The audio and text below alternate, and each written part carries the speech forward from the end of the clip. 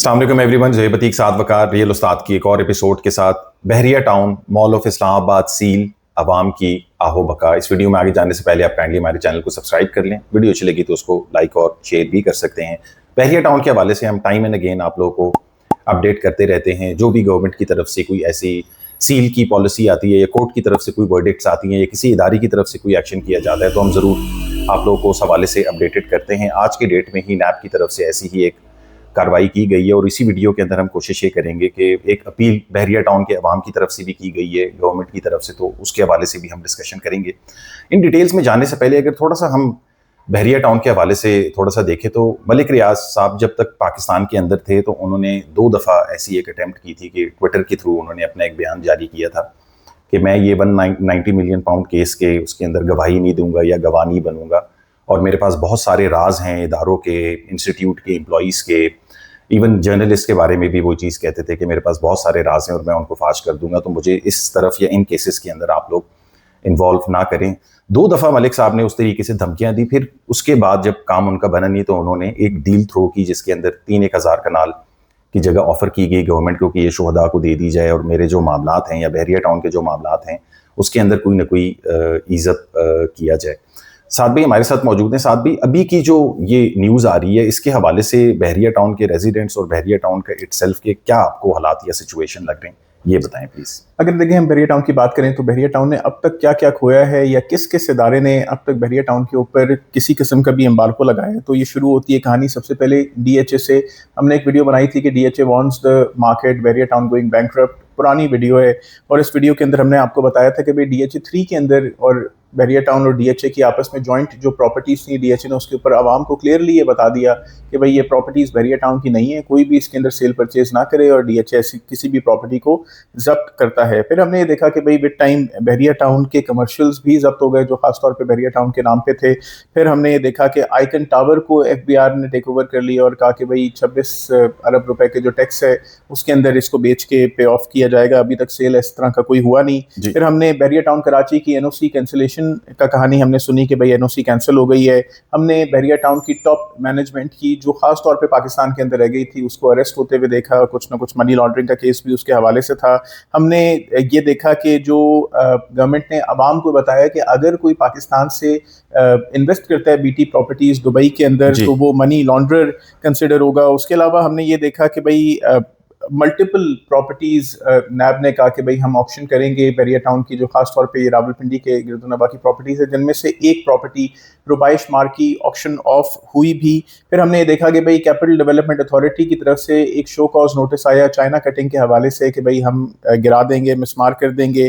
फिर recently FBR की तरफ से हमने देखा कि 527 कनाल 10 मरला अंगूरी रोड के ऊपर बहरिया टाउन की कुछ सेमी डेवलप्ड ज़मीन है उसको टेक ओवर कर दिया गया। और फिर फाइनली नैब ने मॉल ऑफ इस्लामाबाद को सीज किया गया। इसकी अगर मैं फर्दर डिटेल्स की तरफ जाऊं तो ये साथ में ये करंट आज की डेट क्या ये है और आई थिंक कोई अकाउंटेबिलिटी कोर्ट ने इसके ऊपर कोई ना कोई फैसला बिल्कुल कराची की ये अकाउंटेबिलिटी कोर्ट है। इसके ऊपर एक ऑन गोइंग इन्वेस्टिगेशन चल रही थी मनी लॉन्ड्रिंग के हवाले से, जिसके ऊपर नैब ने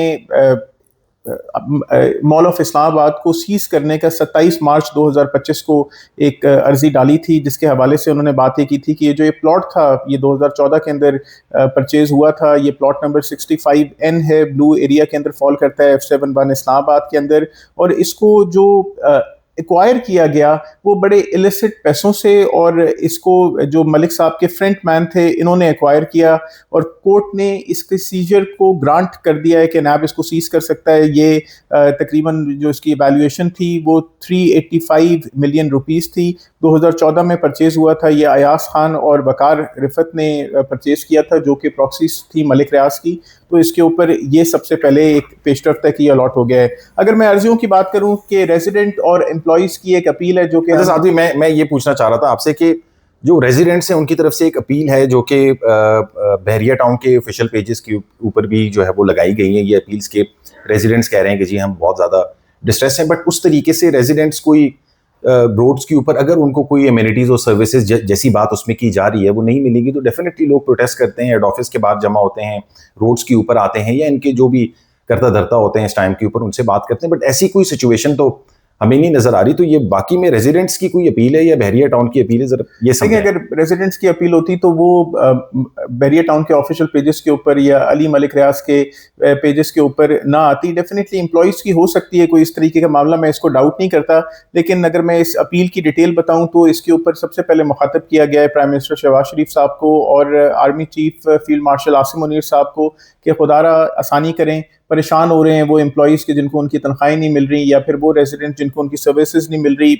इसकी अपील की अगर मैं फर्दर डिटेल में जाऊं कि भाई बहरिया टाउन के ऊपर इस टाइम के ऊपर दबाव और पाबंदियां डाली जा रही हैं, जो रेजिडेंट्स की ज़िंदगी हैं वो मुश्किल के अंदर हो रही हैं, बिल्कुल मफलूज हो गई हैं उनकी ज़िंदगियां, जो कि शायद एक्चुअल में नहीं हो रहा, लेकिन फिर भी एम्प्लॉयज़ को उनकी तनख्वाहें नहीं मिल रही। जो पब्लिक सर्विस सेटअप्स थे जैसे दस्तरखान या बहरिया टाउन फाउंडेशन के फ्री स्कूल्स या फिर वो हस्पताल के जिसके अंदर मुफ्त इलाज या इमरजेंसी सर्विसेज की सूरत में बिल्कुल आसानी की जाती थी बहरिया टाउन की तरफ से, उनको भी सर्विसेज पहुंचाने में मसले हो रहे हैं। बाकी नैब और FBR without any proven crime के कोई बहरिया टाउन की गलती हो कि उनके ऊपर बिलियंस ऑफ रुपीस के फाइन्स और टैक्सेस अप्लाई कर रहे हैं।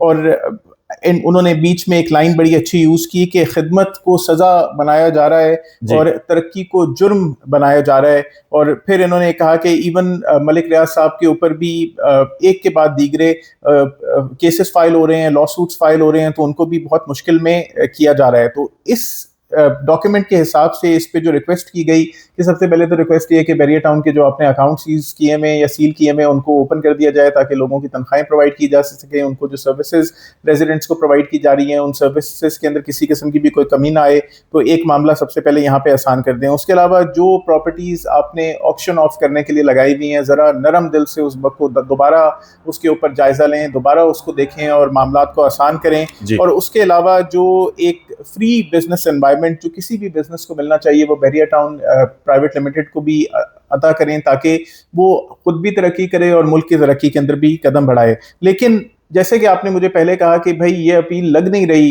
रेजिडेंट्स और एम्प्लॉयज़ की तरफ से, एम्प्लॉयज़ की तरफ से हो सकती है, लेकिन रेजिडेंट्स का अगर हम जिस तरीके से बहरिया टाउन के रेजिडेंट या उनकी जो एसोसिएशंस को आमतौर पे देख रहे होते हैं वो तो काफ़ी एग्रेसिव हैं बहरिया टाउन के ऊपर कि वो हम यानी बहरिया टाउन में ज़्यादा मेंटेनेंस चार्ज करते हैं, ज़्यादा बिजली का बिल चार्ज करते हैं, उस तरीके से मेंटेनेंस सर्विसेज बहरिया टाउन प्रोवाइड नहीं कर रहा, ज़्यादा ओवर चार्ज करने के बावजूद। और उसके सर्विसेज कमजोर हो गई हैं, पैसे ज्यादा हो गए, बेसिकली उनकी लड़ाई ये उसके अंदर जो भी उनकी एसोसिएशन है वो एसोसिएशन आमतौर पे कह रही है कि फेज 8 रावलपिंडी के अंदर 50 करोड़ रुपए बहरिया टाउन जमा करता है, 15 करोड़ रुपए लगाता है, 35 करोड़ रुपए बाहर भेज देता है। तो ये भी एक मनी लॉन्ड्रिंग का सिलसिला है। मैं अगर रियल अपील की बात करूं कि रेजिडेंट्स की जो रियल अपील है और वो रियल अपील हुकूमत पाकिस्तान से या फील्ड मार्शल साहब से नहीं है, ये अपील डेफिनेटली बहरिया टाउन से ही होनी चाहिए। आपने जिससे प्रॉपर्टी ली भी होती है आप उससे ही अपील करते हैं अपने मामलात की। तो सबसे पहले मैं अपील को बहरिया टाउन की तरफ इस तरह लेकर आऊँगा कि वो जो पैसे आपने साल से 2000 पिछले 30 साल से आपने जो लोगों के पैसे रखे हैं, कोई 2016 कोई 2017 के अंदर बहरिया टाउन कराची के आपने ब्लॉक फाइल्स के अंदर पैसा रखा हुआ है, वो पैसा आप खुदारा कब वापस करेंगे? आपको अपनी तकलीफें नजर आ रही हैं, जो गवर्नमेंट के ऊपर सख्तियां आप कर रहे हैं वो नजर आ रहे हैं, लेकिन उन लोगों के क्या कोई मामलात नहीं होते उनके पास? वो इन सख्तियों से पहले के साथ भी ये सारे के सारे इफेक्टिव थे। फेज 8 एक्सटेंशन है, इनक्लेव वाले एरिया के अंदर प्रोजेक्ट्स हैं, बहुत सारे न्यू कटिंग्स जो बहरिया फेज 8 के अंदर बेची गई हैं उनकी डिलीवरेंस नहीं है।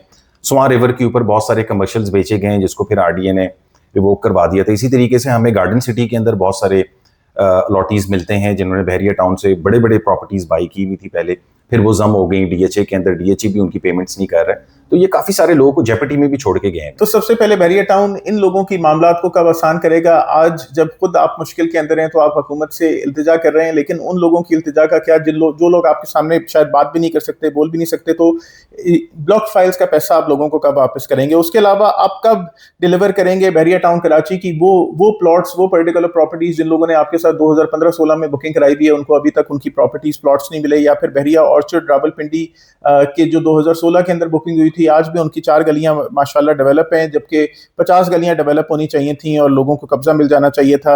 उसके अलावा बहरिया फेज 8 एक्सटेंशन जो कि 2010 का प्रोजेक्ट है, माशाल्लाह 15 साल हो गए उसको, कोई शक्ल बहरिया टाउन फेज 8 एक्सटेंशन की नहीं नजर आई। इनक्लेव 2 के आपने पैसे लिए थे, 10-10 करोड़ रुपए के पे ऑर्डर्स आपने लोगों से लिए थे। इनक्लेव 2 की ना कोई शक्ल है, ना कोई अकल है, ना कोई पता है कि वो किधर है। तो ये पैसे आप कब वापस करेंगे? उसके अलावा रिफंड कर दें बहरिया टाउन पेशावर के वो पैसे जो आपने डीलरों से लिए थे किसी फ्यूचर डील की सिलसिले मसले के अंदर। और उसके अलावा चाइना कटिंग खुदारा ना करें कि वो मसाजिद या वो पार्क्स या वो पार्किंग के जिसके ऊपर आपने प्लॉट काट के बेच दिए हैं, या वो कब्रिस्तान के प्लॉट के जिसके ऊपर आपने कमर्शियल यूनिट बना दिए हैं, तो वो कब आप मामले को सीधा करेंगे? नोटिस आ रहे हैं कि हम वो कर देंगे। उसके अलावा जो आपने जंगलात की या आपने दरिया की जगह काट के आपने हाउसिंग बेची भी है, आप इन जंगलात के भी मकरूज हैं। इन जंगलात को, इन क्या नाम है, रिवर बॉडीज को जो ये चाइना कटिंग आप कर रहे हैं, ये कब इनको कब वापस करेंगे? इंसान तो इफेक्टी है ही, लेकिन नेचर भी इफेक्टी बैरियर टाउन का बना हुआ है। और खुदारा आपके बिजली के बिलों के अंदर आप ओवर चार्ज करते हैं,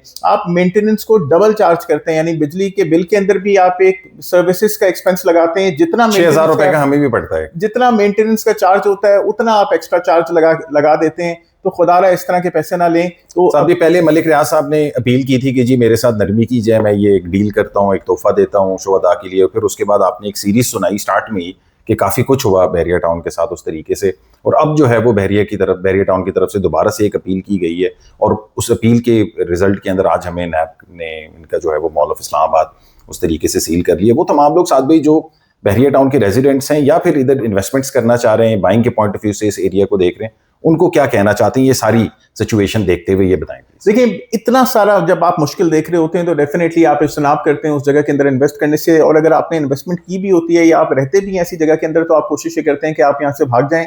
कतन आप उस जगह से ना भागें, ना उधर की इन्वेस्टमेंट को बेचें, ना आप ऐसा सोचें कि मैं इधर इन्वेस्ट नहीं करता, इधर इतने मसले मसाइल आ रहे हैं। हर वो जगह जो किसी न किसी अथॉरिटी से अप्रूव्ड है, आप ज़रूर CDA की वेबसाइट को देखा करें, आप सिंध बिल्डिंग कंट्रोल की वेबसाइट को देखा करें, आप रावलपिंडी डेवलपमेंट अथॉरिटी की वेबसाइट को देखा करें, और वहाँ पे जो जो एरियाज आपको क्लियर मिल रहे हैं आप ज़रूर उसके अंदर इन्वेस्ट कर सकते हैं। आप जहाँ पे प्लॉट ले रहे हो उसको लेआउट प्लान के ऊपर देखा करें कि भाई वहाँ पे कोई मस्जिद, कोई ओवरहेड वाटर टैंक, कोई कब्रिस्तान का प्लॉट तो नहीं है कि जहाँ पे मुझे रेजिडेंशियल प्लॉट या कमर्शियल प्लॉट बना के दिया जा रहा है। तो अगर आप अपनी इन्वेस्टमेंट को खुद सोच समझ के सेफ करेंगे, किसी रियल्टर, किसी डीलर की बातों में नहीं आएगी ये जी भाई सबसे सस्ता मिल रहा है, इससे सस्ती सिर्फ खामोशी, ये प्लॉट ले लें, पता चला वो कब्रिस्तान का प्लॉट निकला। अपनी वर्किंग आपको जरूर करनी होगी, क्योंकि इस टाइम के ऊपर आई थिंक बहरिया टाउन के अंदर जो बाइंग है वो काफी टेक्निकल हो गई है। तो अगर आप ये सोच समझ के बाइंग करेंगे तो जरूर आपको फायदा होगा। बहरिया टाउन से या उसकी इन्वेस्टमेंट से ना डरें। हाँ, गलत इन्वेस्टमेंट अगर आप करेंगे तो उसका नुकसान भी आपने ही भुगतना है। Like, share, subscribe, contact detail जो है वो वीडियो को डिस्क्रिप्शन के अंदर मेंशन है। फेसबुक पेज और इंस्टा का पेज भी, उसको भी आप लाइक कर सकते हैं। अपना ख्याल रखें। अस्सलाम वालेकुम।